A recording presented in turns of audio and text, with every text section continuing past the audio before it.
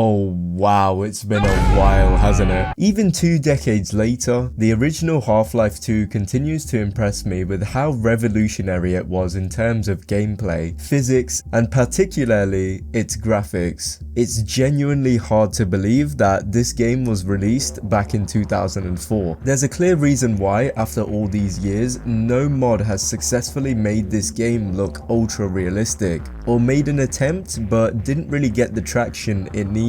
It's simply flawless as it is. However, Half-Life 2 RTX takes the experience to a whole new level, and I'm serious about that. It's not just a fresh coat of paint over the original game, it's more like a complete renovation with top-notch design and decor. Currently, only the demo is available, featuring the chapters Ravenholm and Nova Prospekt for players to enjoy. This demo highlights Nvidia's new DLSS 4 and Nvidia Reflex at a stunning 4K resolution. In this video, we'll explore whether the gameplay, art style and graphics still stand up to the original. Now at first, I must admit I was a little skeptical with the scale of the project. I mean, Portal RTX released just a couple of years ago and it was definitely impressive, but there was a lot of backlash with the fact that there was a significant art style change and the fact that the game didn't really need an RTX version because the graphics of the game are just good as they are. That release was also riddled with performance issues and the fact that at the time it was incredibly hard to attain a good graphics card due to scalpers. But then the trailers started rolling out for HL2 RTX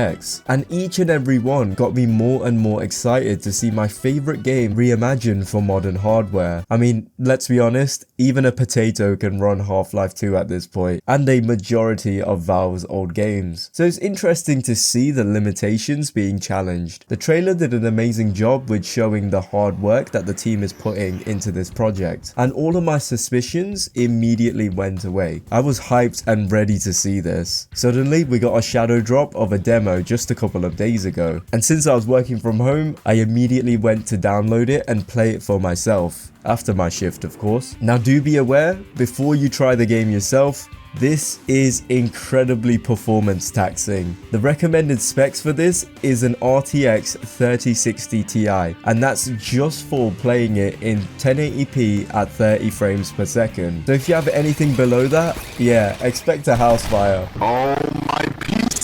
Just before starting up the game, I saw the Steam reviews and a lot of people were expressing their issues over the fact that the game does eat up a lot of your VRAM. It did for me as well, but not to the point where it was affecting my performance. The Steam store page is currently sitting at an overall mixed, but I don't think that's because of the product itself, more so the performance issues. Luckily, I am using an RTX 4070 Ti Super on high settings. There was no way I was playing this on Ultra. I was also running the game at 1440p. Plus, you can also tweak the settings to your preferences. But let's get straight into my experience. And yeah, this was something else. I felt as if I was playing the game for the first time all the way back in 2009. Like, this is how I saw the game back then. And I love the fact that they've preserved the feeling of the original game and just modernized it. The real-time lighting and dynamic shadows for Ravenholm looks absolutely phenomenal and sells the horror aspect of the zombie-infested, tragic town even further, with the lighting and shadows also complementing the new textures and models. Like seriously, some of these environments look as if they're ripped straight from a Resident Evil game. Even comparing it side by side to vanilla Half-Life 2, you can see that there's a massive upgrade, such as the texture work for basically all the NPCs being redone to match a higher resolution and detail, but at the same time remaining incredibly faithful to its source material. I especially love the look of the new zombies. The detail and small tweaks to expand on the body horror is so well done, and it looks as if they took heavy inspiration from the art style in Half-Life Alyx, and I'm all for it. Honestly, I can't praise these positive redesigns anymore. They are absolutely incredible. As for the weapons, you've probably noticed that the view models for everything has changed and deliver more modern, expressive animations and punchy sound effects, which is always welcome when you compare it to the original game. And you should have saw my reaction when I found out that the gravity gun's right trigger actually illuminates the objects around it. The fact that it's a simple gameplay mechanic that you subconsciously use, affecting the environment around you, is just a baller presentation of ray tracing. The fire particles also look amazing, with of course it lighting up the room in real time as well. It's insanely cool stuff, and even the dynamic shadows at different angles was incredible to just admire. The only issue that I myself noticed is that the view model can sometimes clip into the walls, a double door handle for some reason, and Grigori just straight up being frozen in place. But these are all bugs that can easily be ironed out. But witnessing the comparisons side by side, I genuinely have no complaints.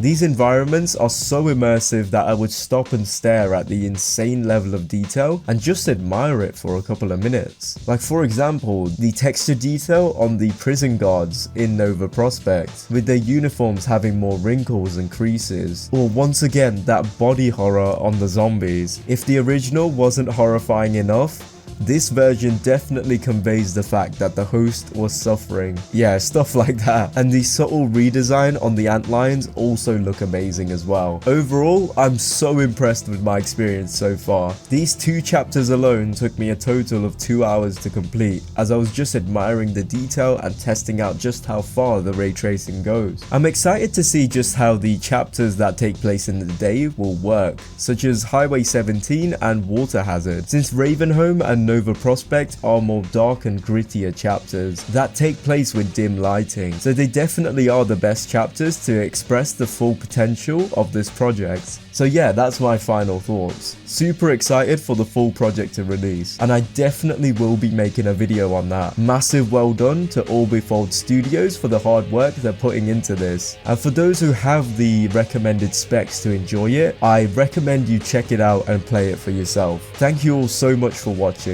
I'm super sorry for the lack of uploads. I'm currently working on a pretty big video, so do expect that very soon. And of course, yeah, life just gets in the way. Whilst I'm working on that, I'm going to try and make shorter videos like these just to stay consistent. I wouldn't want to disappear for too long, since it is a passion of mine to just yap about stuff that I'm interested in. So yeah, thank you all so much for watching. I shall see you guys in the next one.